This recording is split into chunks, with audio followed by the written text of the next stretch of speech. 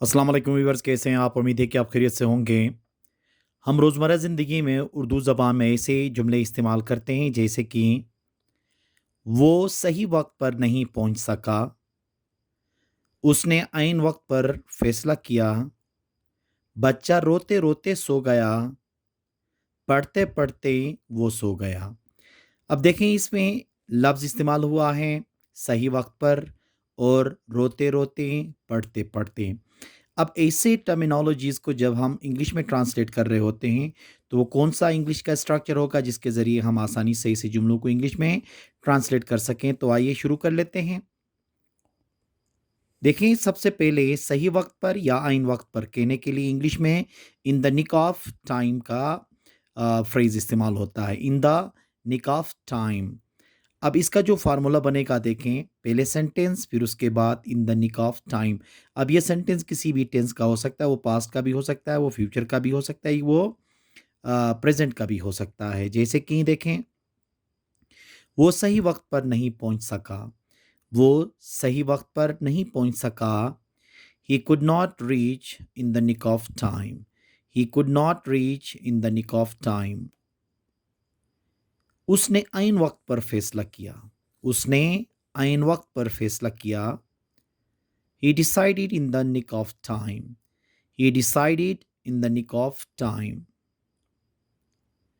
Ambulance आइन वक्त पर पहुंच गई, एम्बुलेंस आइन वक्त पर पहुंच गई।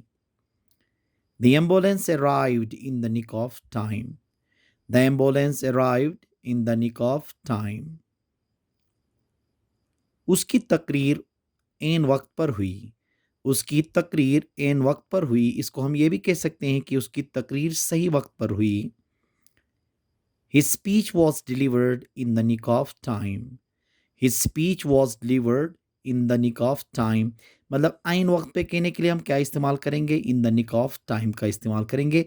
उससे पहले जिस ज़माने में भी आपने बात करनी है, वो जुमला आप इस्तेमाल कर सकते हैं। दूसरा है, देखें, वाइल प्लस वर्ब की फोर्थ फॉर्म हम कब इस्तेमाल करेंगे?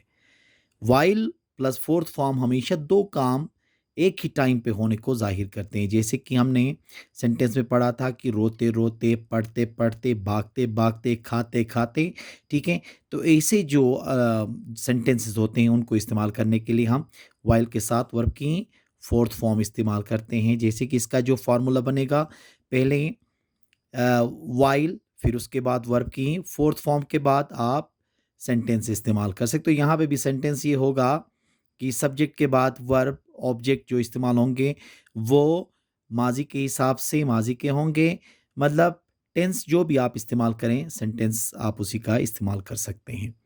जैसे कि देखें, पढ़ते पढ़ते वो सो गया। अब देखें ना, एक दफ़ा पढ़ने की बात नहीं हो रही यहाँ पे। पढ़ते पढ़ते सो गया का मतलब है वो पढ़ भी रहा था और सो भी रहा था। मतलब एक काम जैसे ही ख़त्म हो गया तो दूसरा काम हो गया। अब देखें, while studying he slept, while studying he slept। भागते भागते वो गिर गया, भागते भागते वो गिर गया। while running he fell down, while running he fell down। बच्चा रोते रोते सो गया, बच्चा रोते रोते सो गया। while weeping the child slept, while weeping the child slept। तो इसका मतलब ये हुआ कि ऐसे जुमले जिसमें रोते रोते, खेलते खेलते, हंसते हंसते, ये ऐसे जुमले जो होंगे वो किस पे हम बनाएंगे? वाइल पे बनाएंगे। वाइल के साथ हम क्या करेंगे? वर्ब की फोर्थ फॉर्म का हम इस्तेमाल करेंगे। तो ये दोनों जो स्ट्रक्चर्स हैं वो हमारे रोज़मर्रा ज़िंदगी में बहुत ज़्यादा इस्तेमाल होते हैं।